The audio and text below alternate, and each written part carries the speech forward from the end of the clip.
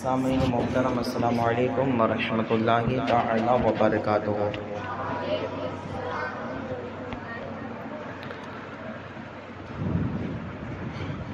अल्हम्दुलिल्लाह अल्हम्दुलिल्लाहिल अहद वस्सनाउ लिरब्बिस समद वस्सलातु वस्सलामु अला मन कान नबिय्यन व आदमु बैनर रूहि वल जसद अल्लज़ी सुम्मिया फिल अर्दी बिमुहम्मद व नूदिया फिस समाई उदुन मिन्नी या अहमद व अला आलिहि व अस्हाबिहि अलल अबद ला सय्यमा इब्निहिल करीमिल गौसिल अअज़मिल जिलानी सय्यदिल फर्दि वल वतद।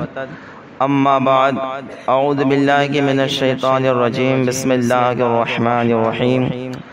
क़ाल अल्लाहु तबारक व तआला फ़िल क़ुरानिल मजीद वल फ़ुरक़ानिल हमीद, अला इन्ना औलिया अल्लाहि ला खौफ़ुन अलैहिम वला हुम यहज़नून।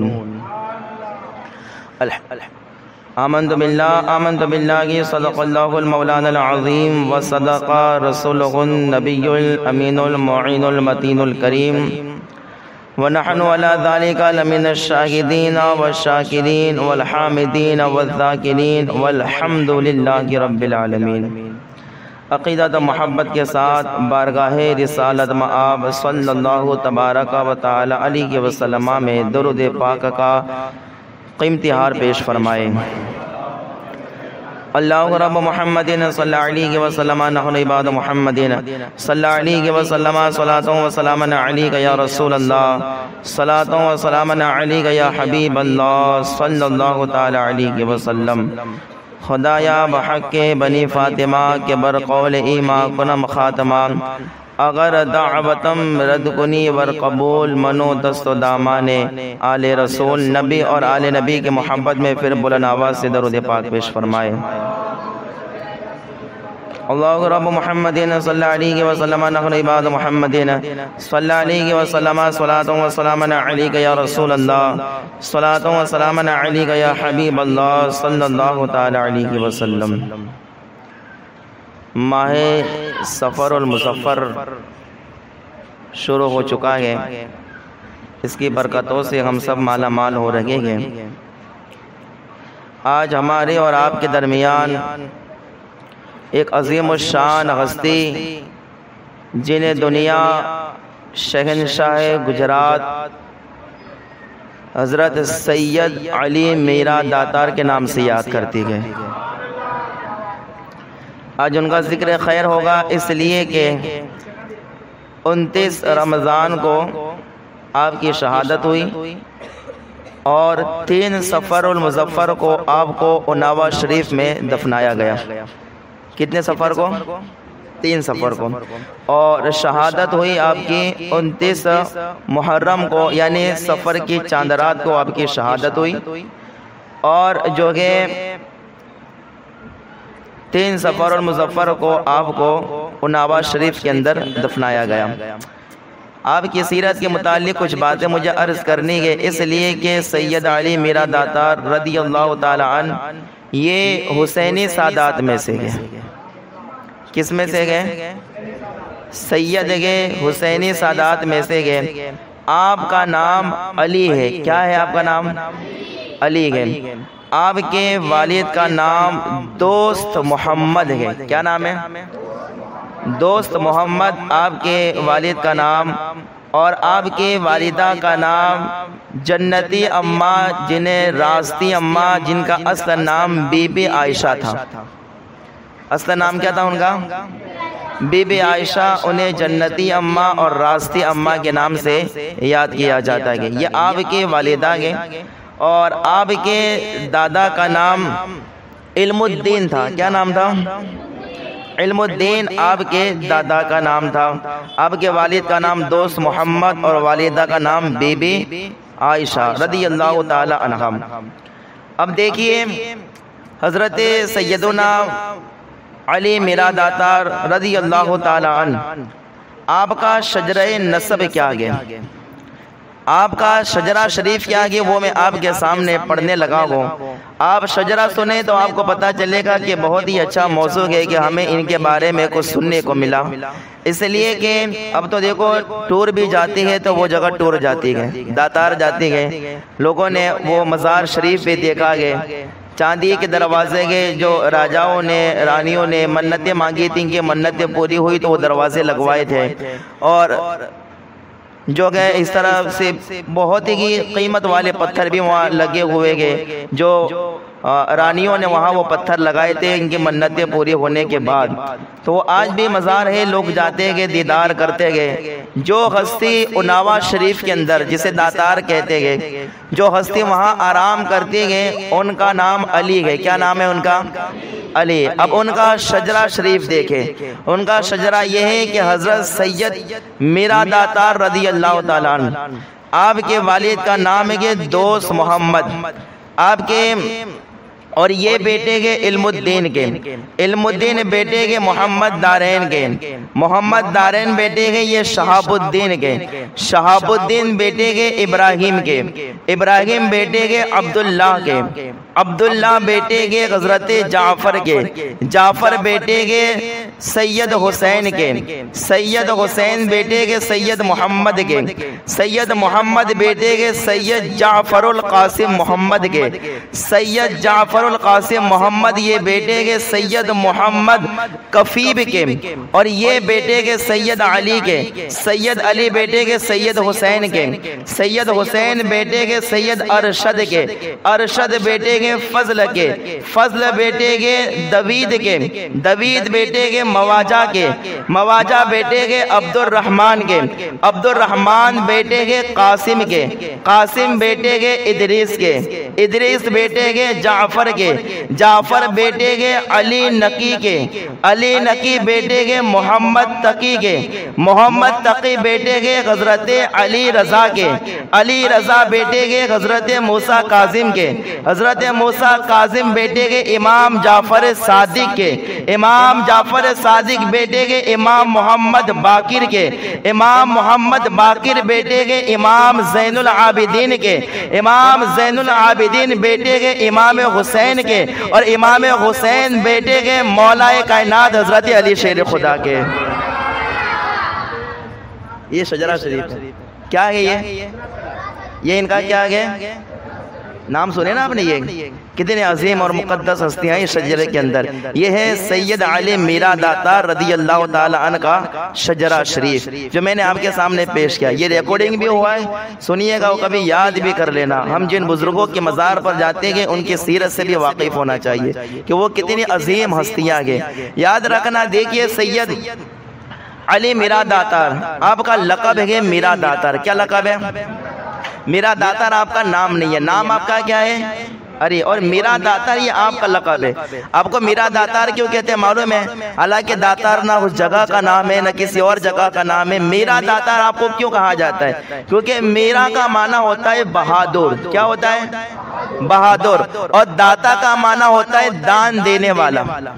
दाता का माना क्या होता है? दान देने वाला। मीरा का माना होता है बहादुर। आपको मीरा दातार इसीलिए कहा जाता है इसलिए कि आपने बड़ी बहादुरी के साथ अपनी जान को अल्लाह की बारगाह में पेश किया था। इसलिए आपको क्या कहा जाता है? मीरा दातार कहा जाता है। हज़रत अली मीरा दातार रज़ी अल्लाह ताला अन्हु, आपके जो वालिद के दोस्त मोहम्मद, और दोस्त मोहम्मद के जो वालिद यानी हज़रत अली मीरा दातार के दादा ये है इल्मुद्दीन।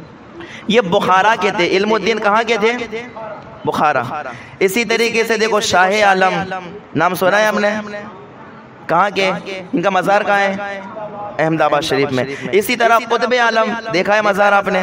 सबने देखा है अल्हम्दुलिल्लाह। कहाँ मज़ार है इनका? अहमदाबाद के अंदर। ये सब बुखारा के गए। कुतुब आलम बुखारी, शाह आलम बुखारी। इसी तरीके से हज़रत सैयद मीरा अली दातार रज़ी अल्लाह ताला अन्हु के जो दादा थे इल्मुद्दीन, ये भी बुखारा के थे। लेकिन बुखारा से कई सादात, बुखारा से कई औलिया अल्लाह गुजरात के अंदर आए, तबलीग दीन के लिए आए। किसके लिए आए? तबलीग दीन के लिए, दीन को फैलाने के लिए, इसलिए कि उस वक्त मुसलमानों की वो हालत थी कि दिन ब दिन गुनाह करते जाते, दिन ब दिन रब की नाफरमानियां करते जाते। इन नाफरमानियों को दूर करने के लिए, गुनाहों को मिटाने के लिए अल्लाह को अकबर, बुखारा से कई बुजुर्गान ने दीन आए। उनमें से एक बुजुर्ग हजरत कुतुब आलम रदी अल्लाह ताला। कौन है हजरत कुतुब आलम? आप भी बुखारा से आए, गुजरात में आए, तबलीग दीन मुख्तलिफ शोबों में आपने किया। इसी तरीके से हजरत सैयद अली मीरा दातार के दादा जान हजरत इल्मुद्दीन, ये भी बुखारा से आए। कहाँ से आई है? बुखारा से आए। बुखारा से आप पहले लखनऊ के अंदर आए अपने वालिद के साथ, मोहम्मद दारैन के साथ। वो आप लखनऊ के अंदर आए, कई साल तक आप वहाँ रहे। जब आपके वालिद का विसाल हुआ तो हजरत इल्मुद्दीन ये जो लखनऊ छोड़ के फिर अहमदाबाद आ गए। लखनऊ छोड़ के कहाँ आए? ये सीरत याद रखिएगा, याद रहेगी इंशाअल्लाह ताला। बोलिए इंशाअल्लाह, बोले। ये जो अल्लाह इल्मुद्दीन है अपने वालिद के साथ बुखारा छोड़ के जो लखनऊ आए, लखनऊ अपने वालिद के साथ रहे। जब वालिद का इंतकाल हुआ तो ये इल्मुद्दीन लखनऊ को छोड़ के कहाँ आ गए? अहमदाबाद। उस वक्त अहमदाबाद में जो अहमद शाह बादशाह की हुकूमत थी। किसकी हुकूमत थी? अहमद शाह बादशाह की उम्र। और ये तारीख है हमारे बुजुर्गों की, औलिया अल्लाह की ये तारीख है, उसे पढ़े भी। ये हिंदू गुजरात के अंदर ऐसे औलिया अल्लाह और ऐसे अल्लाह के नेक बंदे मौजूद है कि आज तक हमारा गुजरात सलामत है। न गुजरात पर किसी और का कब्जा हुआ था, न हो सकता है, न कभी हो पाएगा। इसलिए कि गुजरात के अंदर, हिंदुस्तान में अगर किसी की हुकूमत चलती है तो औलिया अल्लाह की हुकूमत चलती है, किसी और की नहीं चलती है। तो इल्मुद्दीन जो अहमदाबाद आए, उस वक्त तो कुतुब आलम बाहयात थे। अहमद शाह बादशाह का जमाना था उस वक्त। तो जो कि जैसे कि इल्मुद्दीन अहमदाबाद के अंदर आए तो कुतुब आलम से मुलाकात हो गई। अब कुतुब आलम ये वालिद है किसके? शाह आलम के। किसके वालिद हैं? कुतुब आलम किसके वालिद हैं? शाह आलम के। अब कुतुब आलम रदी अल्लाह ताला अन्हु और इल्मुद्दीन जो मीरा अली दातार के जो दादा के, कुतुब आलम से मुलाकात हो गई। और इन दोनों के भी आपस में रिश्तेदारी, ये दोनों चचेरे भाई है। कौन है ये दोनों? कौन? हजरत सैयद मीरा अली दातार के दादा इल्मुद्दीन और शाह आलम के वालिद हजरत कुतुब आलम। ये दोनों कौन थे? चचेरे भाई। अब जब जैसे ही मुलाकात हुई एक भाई की दूसरे भाई के साथ, तो कुतुब आलम ने अपने भाई को देखकर बड़ी मसरत का इजहार किया, खुशी का इजहार किया और बड़ा ही आपका स्वागत किया, इस्तकबाल किया और तवाज़ो खातिरदारी की। और इसके बाद बादशाह के पास ले गए। कौन सा बादशाह था उस वक्त? अहमद शाह बादशाह। अहमद शाह बादशाह के पास ले गए और ले जाने के बाद बादशाह से कहा, वो बादशाह भी औलिया अल्लाह का मानने वाला, वलियों की ताज़ीम करने वाला, सादात की ताज़ीम करने वाला था अहमद शाह बादशाह भी। तो अब जो है अहमद शाह बादशाह के पास कुतुब आलम इल्मुद्दीन को लेकर आए और कहा कि ए बादशाह, ये बड़े ही तलवार चलाने वाले के, बड़े ही बहादुर आदमी के, बड़े ही मजबूत आदमी के, अपने फौज के अंदर भर्ती कर ले, अपने फौज में ले ले और फौज का सिपह सालार बना दे। तो किसी भी जगह पर जंग के लिए अगर अपने फौज को भेजेगा और जिस फौज के अंदर ये इल्मुद्दीन होंगे वो फौज कभी हारेगी नहीं, जिस जगह जाएगी जीत के आएगी, जिस जगह भी जाएगी क्या है? जीत के आएगी।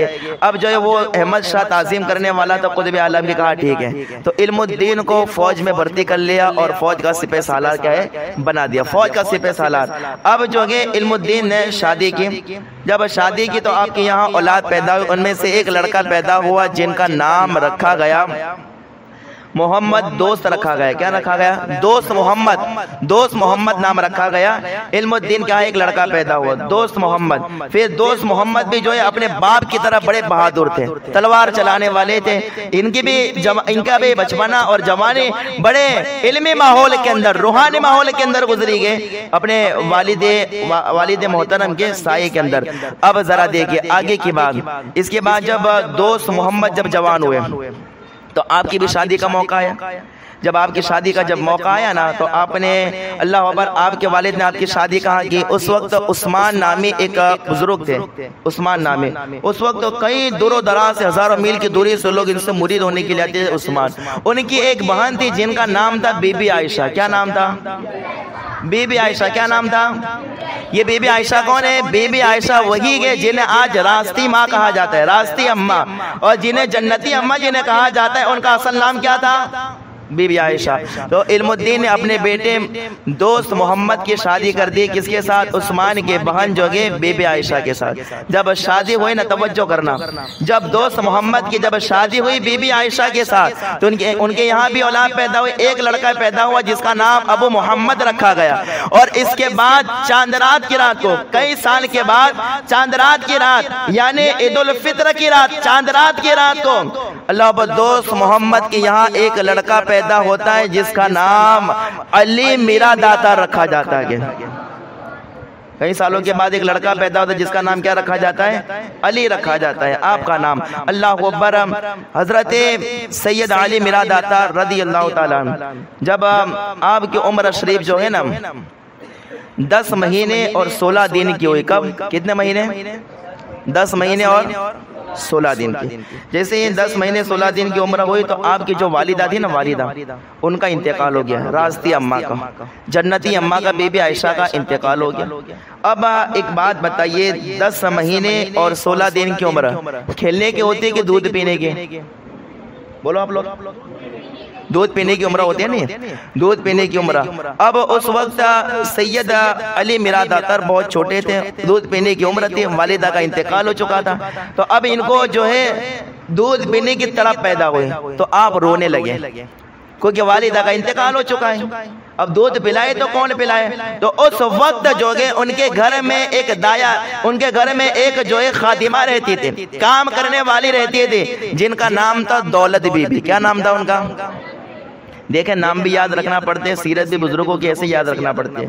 तब बुजुर्ग के मज़ार पर जाएं तो उस वक्त फैज़ मिलता है। वो बुजुर्ग भी जानते हैं कि ये मेरी सीरत भी पढ़ता है, उस पर अमल भी करता है, फिर मेरे पास आता है। टाइम पास करने के लिए नहीं आता, बीवी को लेके घूमने नहीं आता, मेरी सीरत भी पढ़ता है, फिर मेरे पास आता है। इसलिए मैं आपको बताने लगा। और क्योंकि ये हुसैनी सादात है, माए मुहर्रम भी हमारे दरमियान से गुजरा, अब सफर का महीना आगे, अब तक हमने अहले बैत का जिक्र किया आगे, अब इमाम हुसैन की औलाद का जिक्र कर रखे और इंशाअल्लाह ताला हम करते भी रहेंगे।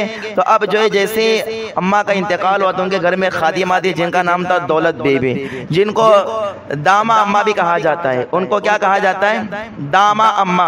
और दादी अम्मा भी जिनको कहा जाता है। जहाँ हजरत का मज़ार है, हजरत सैयद अली मीरा दाता का, उनके करीब ही में उनका मज़ार है, उनके पास ही कुर्ब में उनका मज़ार है, जिन्हें दामा अम्मा कहा जाता है। अब जरा तवज्जो के साथ सुना, हजरत सैयद मीरा अली दाता ये 10 महीने के और 16 दिन के, इन्हें दूध पीना था, रो रहे गए, घर में कोई नहीं है, माँ का इंतकाल हो चुका है। तो अब क्या गए, घर में जो काम करने वाले खादिमा दौलत बेबी जो थे ना, वो परेशान हो गए। बच्चा इतना ज्यादा रो रखा गया, कोई दूध पिलाने वाला नहीं है। अब जब वो खादिमा थी वो भी शादीशुदा नहीं थी, वो भी कुंवारी थी। अब मुझे बताइए, कुंवारी औरत को कभी दूध आता है? नहीं आता। अब वो कुंवारी थी, घर में काम करने वाले। अब वो देखा कि सैयद अली मीरा दाता बहुत रो रहे गए, बहुत रो रहे गए। तो उस बीवी ने, उस खादिमा ने हाथ उठा दिए। हाथ उठाने के बाद रब की बारगाह में दुआ की कि मौला ये बच्चा इतना रो रखा गया, काश क्या कर आज मुझे दूध आता होता, मतलब इस बच्चे को दूध पिला देते। अगर मुझे दूध आता तो मैं दूध पिला देते। बस इतना ही कहना था। हाथ उठा के दुआ मांग रहे थे। सैयद अली मीरा दातार का ऐसा करम हो गया और बचपन ही से आपकी करामत का ऐसा ज़ुहूर हुआ कि रब तबारक व तआला ने उनके आंचल में दूध अता फरमा दिया, कुंवारी औरत को दूध अता फरमा दिया। अब जैसे कि इनके अल्लाह पर आंचल दूध से भरपूर हो गए, आपने उस बच्चे को गोद में उठाया और उसके बाद आपका दूध पिलाया। जब अल्लाह पर दोस्त मोहम्मद को पता चला मेरी बीवी के इंतकाल के बाद अगर मेरे शहजादे का किसी ने ख्याल रखा गया और दूध पिलाया गया तो वो हमारे घर में काम करने वाले खादिमा ने पिलाया गया, तो फिर दोस्त मोहम्मद ने उनके साथ निकाह कर लिया। उसके साथ क्या, उनके साथ क्या कर लिया? निकाह कर लिया। तो ये आपकी कौन सी बीवी हुई? दूसरी बीवी। पहली बीवी रास्ती अम्मा, जब उनका इंतकाल हुआ तो फिर आपने इनसे दूसरा निकाह किया। तो ये जो है दौलत बीवी, आपने उनसे दूसरा निकाह किया। हजरत सैयद अली मीरा दाता रदी अल्लाह ताला अन्हु, आप जो है अपने वालिद मोहतरम से और दादा जान से आपने इल्म हासिल किया और जो है आप दामा अम्मा की परवरिश में रहे, उनका दूध पीते रहे और उनके पास से भी इल्म हासिल करते रहे। अब जरा देखना, सैयद अली मीरा दाता रदी अल्लाह ताला अन्हु ये बड़े बहादुर थे। ये क्या थे? बड़े बहादुर थे। अब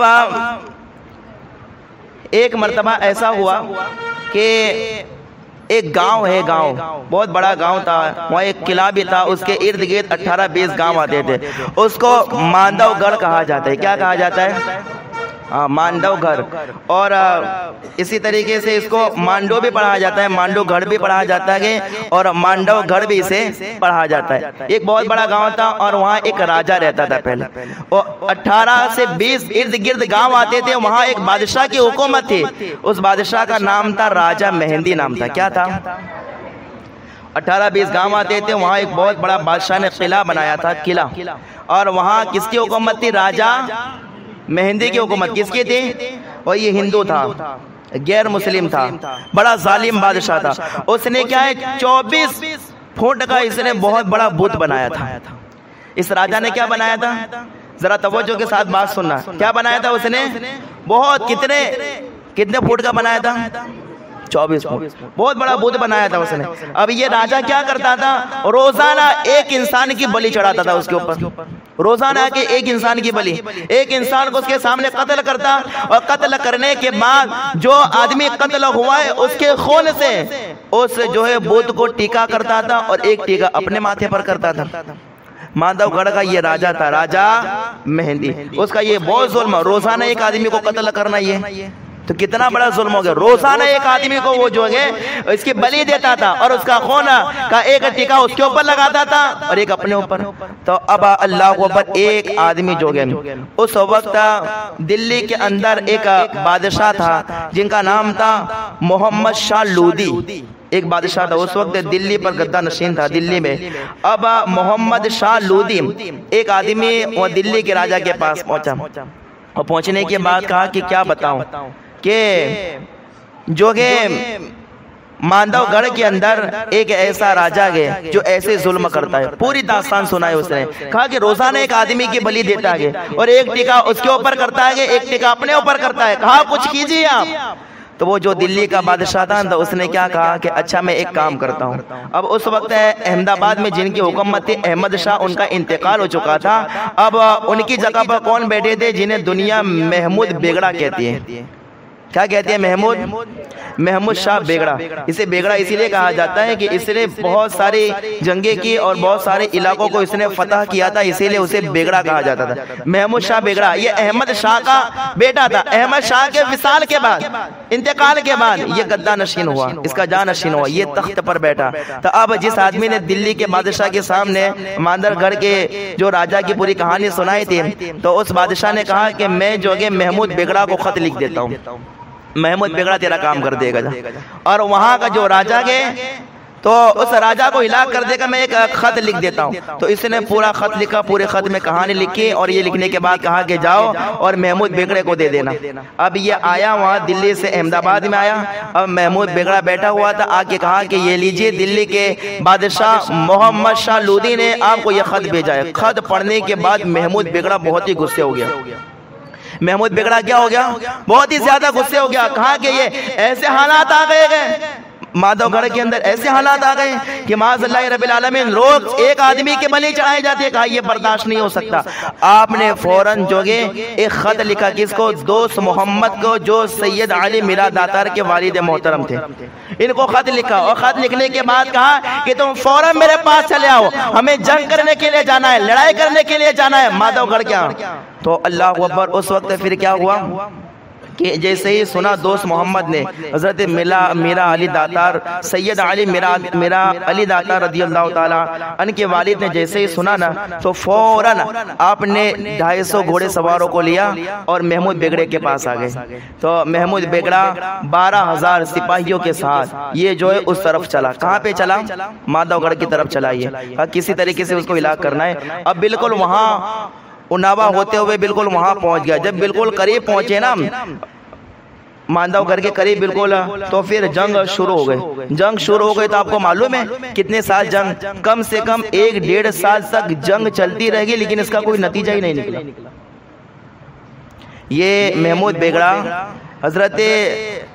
हजरत अली मीरा दातार के वालिद को लेकर और दूसरे सिपाहियों को लेकर, साथ में इल्मुद्दीन भी थे, सब को लेकर जंग करने के लिए गया। कितने साल तक जंग चली? 1 से 1.5 साल तक या कई सालों तक जंग चली, कोई नतीजा नहीं मिला। अब महमूद बिगड़ा भी हैरान हो गया कि जिस जंग के अंदर इल्मुद्दीन हो और इसी तरीके से उनका शहजादा हो और वो जंग कामयाब ना हो, कैसे हो सकता है? आखिर क्या वजह है, आखिर क्या मामला है? तो अब वो रातों को उठ के नमाज पढ़ता था, दुआएं करता था और कहता था कि यार क्या हो गया, अल्लाह तो करम कर दी, ये जंग क्यों फतह नहीं हो रही, और ये जितने हम देर लगाएंगे ये रोजाना एक आदमी की बलि चढ़ाता रहेगा यहाँ का बादशाह राजा मेहंदी, और आदमी हिलाक होते रहेंगे, अल्लाह तो करम कर दे। अब ये जो महमूद बिगड़ा कई लोगों से पूछा कि भाई ये जंग फतह क्यों नहीं हो रही है, आखिर इसकी क्या वजह है? तो एक अल्लाह वाले ने बताया कि तुम लोग जितने भी आए हो ना, तो कोई भी तुम में से ये जंग फतह नहीं कर सकता गे। अगर ये इलाका और ये जंग अगर कोई फतह कर सकता गे तो वो दोस्त मोहम्मद का बेटा गे, जिन दुनिया अली मीरा दातार के नाम से याद करती गे। कहा कि उनको बुला लाओ, उनको बुला लाओ, अगर ये जंग करेंगे तो ये जंग फतह हो जाएगी, ये इलाका फतह हो जाएगा। अल्लाह को अकबर। तो उस वक्त जो है ना सैयद अली मीरा दातार, तो वो उनावा के अंदर थे। कहाँ पे थे? उनावा ही नाम है ना जगह का, है ना, उनावा। तो अब उनावा के अंदर इनकी शादी की तैयारियां चल रही थी। तब वो जो वाली बात है जरा सुनना, क्या शादी की तैयारी, अभी तक शादी की तैयारियां हो रही थी हजरत सैयद अली मीरा दातार। तो अब इधर से बाद महमूद बिगड़े ने कहा आप सैयद अली मीरा दातार के दादा से कि आप जो है खत लिखो, अपने पोते को खत लिखो कि वो फौरन यहाँ आ जाए जंग करनी के, ताकि जंग फतह हो जाए। तो अब जो है इल्मुद्दीन ने खत लिखे। जैसे खत लिखे तो जैसे खत उनावा पहुंचा तो अल्लाह पर किसके पास खत पहुंचा? जो उनकी वालिदा थी जिन्होंने दूध पिलाया था, दामा अम्मा जिन्हें कहा जाता है दौलत बीबी। इन्होंने जैसे खत पढ़ा कि बादशाह जंग करने के लिए बुला रहा है, तो फिर इन्होंने क्या किया, वो खत को छुपा दिया। हजरत सैयद अली मीरा दातार को बताया ही नहीं, खत छुपा दिया। उधर से खत आते रहते और हजरत सैयद अली मीरा दातार के भाई के पास आते या दौलत बीबी के पास आते, ये खत को छुपा देते, बताते नहीं। तो एक मरतबा महमूद बिगड़े ने कहा कि क्या बात है, इतने सारे खत हमने भेजे हैं लेकिन अब तक तुम्हारा पोता नहीं आया, बात क्या है आखिर? तो अल्लाह भाई ये भी परेशान हो गए। फिर एक कासिद को भेजा, एक खत लिख के एक आदमी को दिया और कहा कि जाके तो डायरे का अली के हाथ में दे देना, सैयद अली मीरा दातार के हाथ में डायरेक्ट दे देना ये खत। अब वो आदमी आया, डायरेक्ट दिया, हजरत ने वो खत पढ़ा। खत में पूरी बात लिखी हुई थी और कहा कि तुम यहाँ पे आ जा। जैसे आए तो हजरत सैयद अली मीरा दातार दौलत बीबी के पास जिन्होंने दूध पिलाया था अपनी माँ के पास आए और आगे कहने लगे कि अम्मा जान ये खत आया है दादा जान का और बादशाह की तरफ से खत आया है अम्मा जान। और कहा कि अम्मा जान इसमें ऐसे भी लिखा है कि इससे पहले बहुत सारे खत आए लेकिन आपने वो मुझे खत नहीं बताए, क्या बात है आखिर? तो माँ ने कहा, भाई ने भी कहा कि देख बेटा अली बात ऐसी है कि ये खत हमने इसलिए नहीं बताया कि तुम्हारी शादी की तैयारियां चल रही है, तुम दूल्हा बनने वाले हो।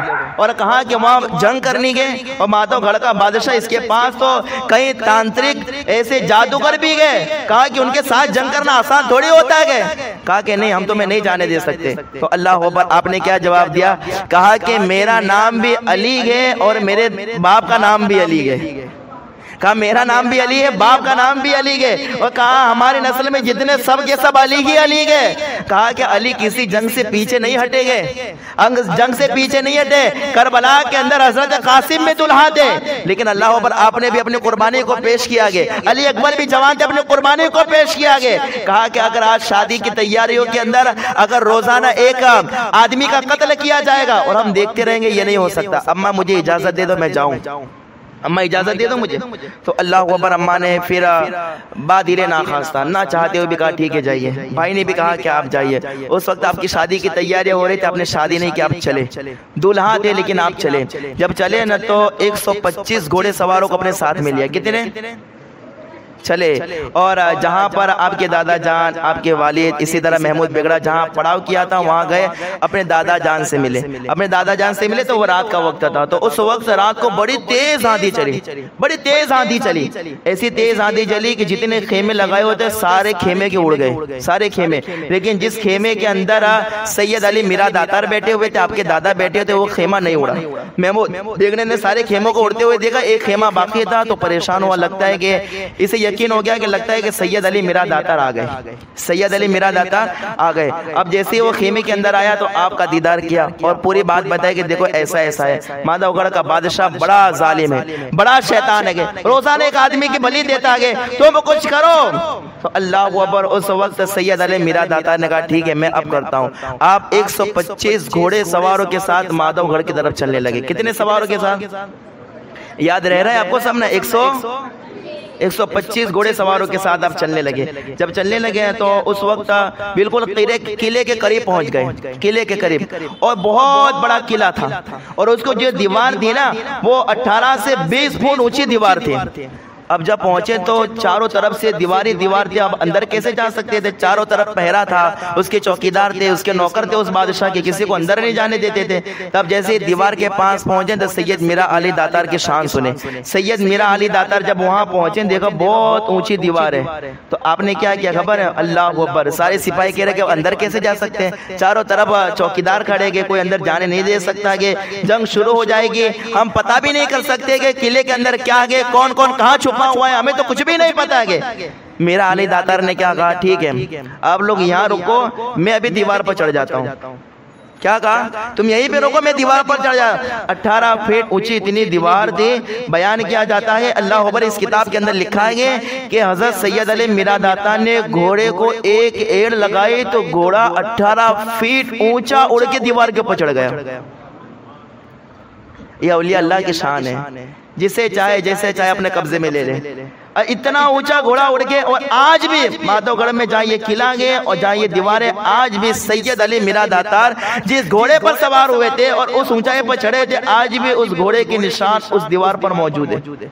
किताब में लिखा आज भी वो निशान वहां पर मौजूद है। तो अब अल्लाह वो चढ़ गए, आपने पूरे किले का मुआयना कर लिया, पूरे किले को आपने देख लिया कि कहाँ क्या रखा हुआ है, कौन कहाँ बैठा हुआ है, कौन कहाँ छुपा हुआ है। इसके बाद नीचे आए और उस वक्त आपने सुरंग खोदवाई। सुरंग समझते ना, पहले खोदी जाती थी और अंदर से जाते थे ऊपर जमीन पर, किसी को पता नहीं चलता था कि अंदर क्या हो रहा है। तो एक सुरंग खोदवाई और सिपाहियों से कहा तुम इधर से अंदर जाओ, मैं ऊपर से जाता हूँ। कहा मैं सामने से जाता हूँ, तुम नीचे से आओ। तो सारे नीचे से जाने लगे, वो ऊपर से गए। रात का वक्त था, जब अंदर किले के अंदर पहुंचे तो सुबह हो गई थी। क्या हो गई थी? सुबह हो गई। जब सुबह हुई थी तो हजरत सैयद अली मीरा दातार ने कहा कि देखो हम जंग तो जीत ही जाएंगे, इसमें कोई दो राय नहीं है, कोई दो बात नहीं है, लेकिन ये फजर का वक्त है कि नमाज का वक्त है, बगैर नमाज पढ़े हम जंग नहीं कर सकते।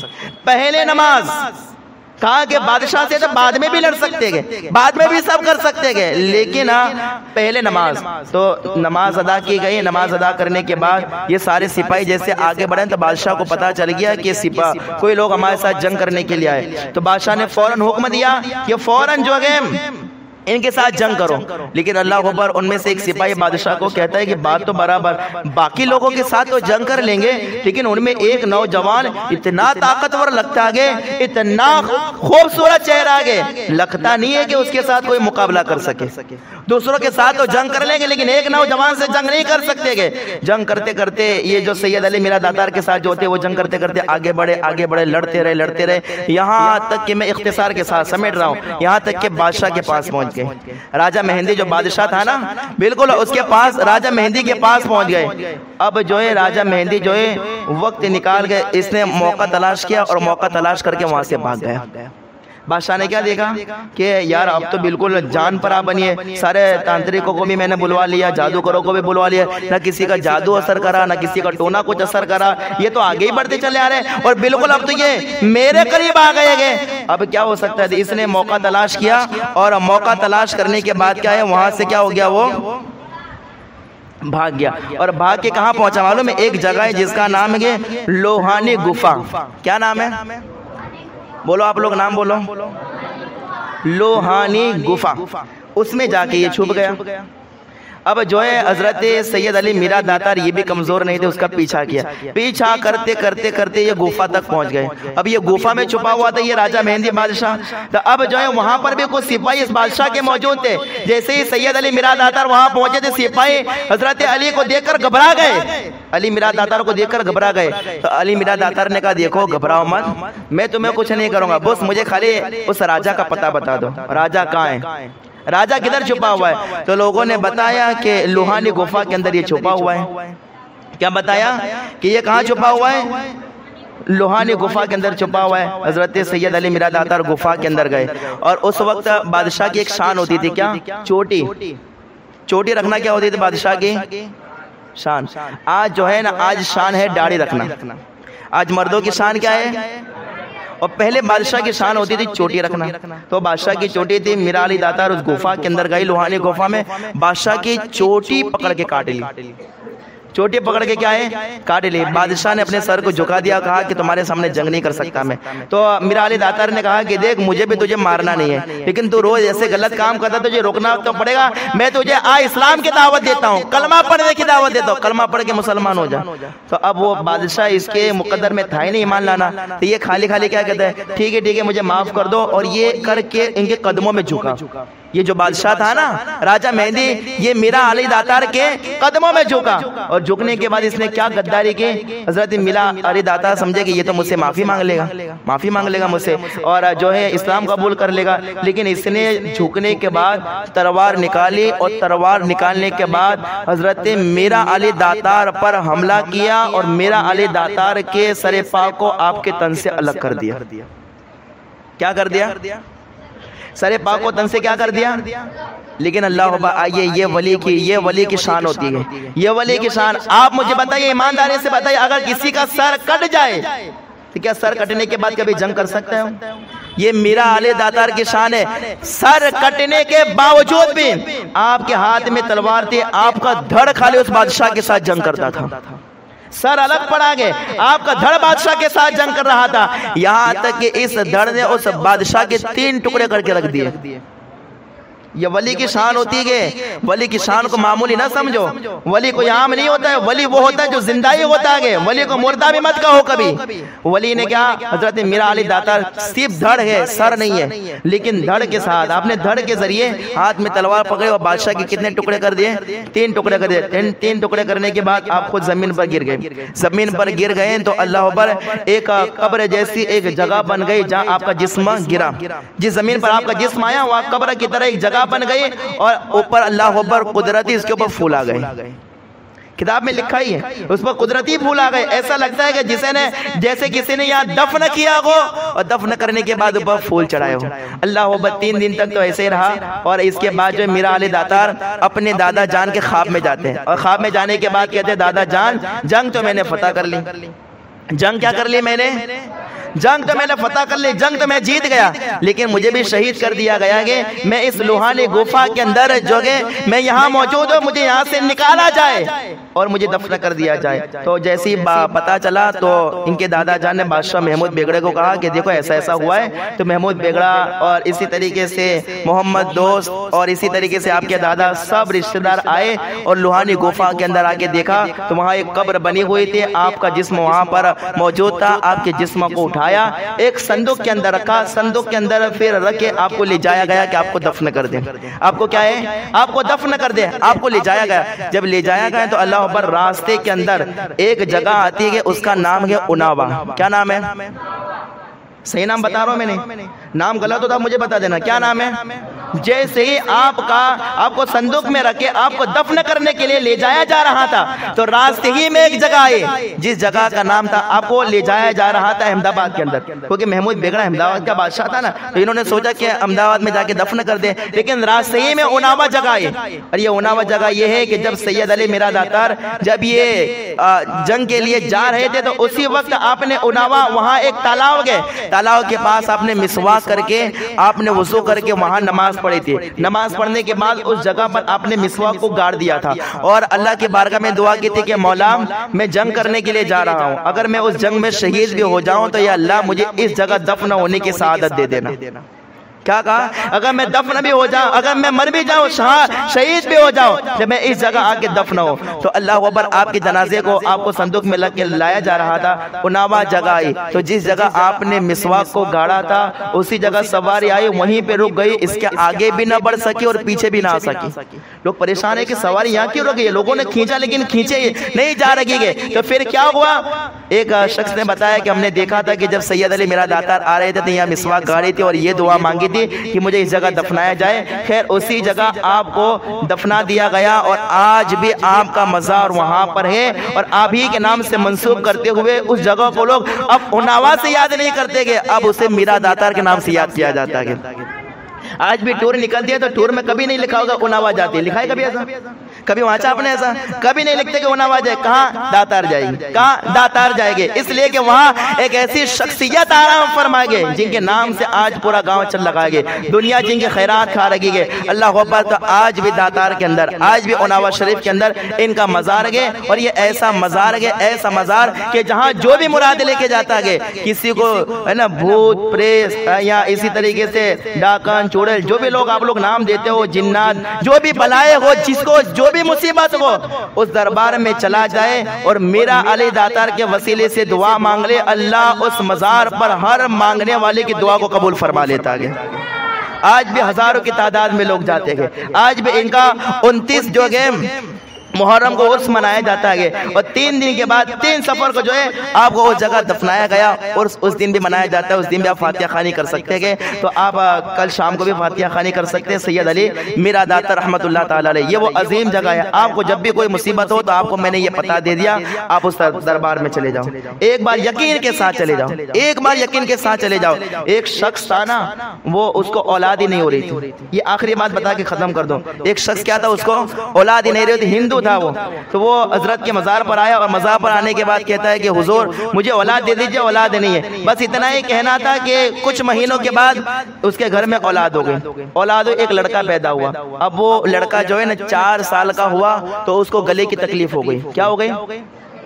गले की तकलीफ हो गई। और ये आदमी भी अहमदाबाद का ही था, इस किताब में भी ये वाक्य लिखा हुआ है, अहमदाबाद का था। अहमदाबाद के अंदर उसके गले का ऑपरेशन करवाया गया, लेकिन इसके बाद देखा 4 साल की उम्र में ये लड़का मर गया।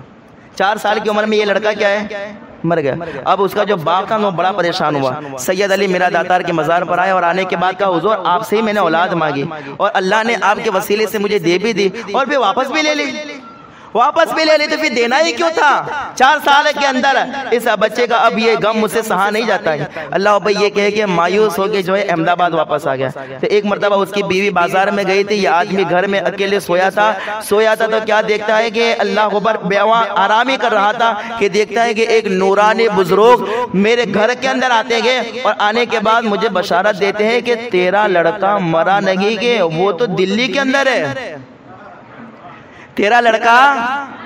हालांकि बाप जानता है, माँ भी जानती है, लोग भी जानते हैं लड़का मर गया है और उसे कहाँ दफन किया गया है? उनावा के अंदर, यानी दातार के अंदर जहाँ तालाब है, तालाब के पास उस लड़के को दफन कर दिया गया है। लोगों ने देखा गया, लेकिन एक बुजुर्ग उस बाप, इसके बाप के ख्वाब में आके कहते हैं नहीं तेरा लड़का तो दिल्ली में, जाके दिल्ली में से तेरा लड़का ले ले। तो कहाँ मरा है तेरा लड़का?